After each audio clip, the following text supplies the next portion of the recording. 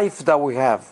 Our small life is very significant, because if we are just those Eucharistic instruments of reparation that God called us to be as Catholics, God is happy, because through us, with every communion we take, God is helping hundreds of souls.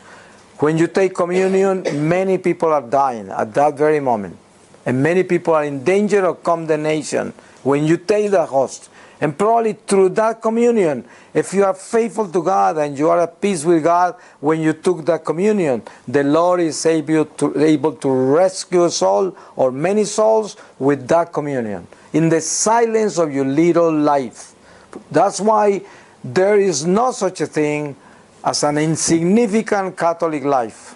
Every Catholic is a giant in the spiritual world.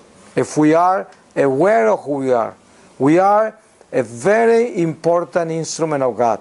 We belong to the army of God. And this is it. This is the church of the Lord. There is no other church. But when I say this, I'm not saying the rest of humanity is going to be condemned. No. I'm saying we are the church of God, responsible for salvation of souls, because salvation is for all of humanity. Only that he who has been given much will be asked much back. And God has given us the most one human being can get. We have gotten the greatest gift and the greatest responsibility.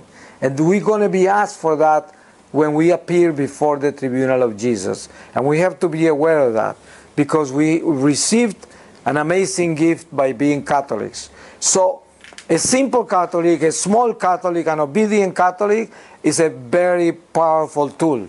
And now, understand, this world is more and more terrifyingly dark every day. And I'm sure it's not a secret for anyone here. You look at what's going on in the world, you say, what? How can this get worse every day? It does, and it's going to get worse. So now, but what do? We just watch? No. What we have to do is be faithful. That's it. It's all God is asking us. You know, we are like candles in the dark. And God is asking us, stay put with your flame on. That's what you have to do. So that people that are lost in the dark can see a light and can move towards the light. And that's what we need to do. Be a torch. Stay there. Stay put. Live a faithful life, a sacramental life. And God will do the rest. He will lead souls from the dark into the light that you are holding. And it's not about what you're going to tell them. It's about who you are. You are the light. And souls that are in the dark, they just want to look for the light, and they come to the light. And being by the light, they can see. And they will be able to see themselves and change themselves and become light themselves. And this is our job. That's how things work.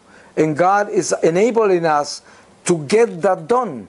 And we can do that. So imagine if the visit to Medjugorje just does that to us and turn us into a better Catholic, and you can go back home and become a better Catholic, a simple, small, better Catholic, a Catholic of sacraments and rosary and charitable heart and a spirit of service. That is good enough. That is a giant change in your life.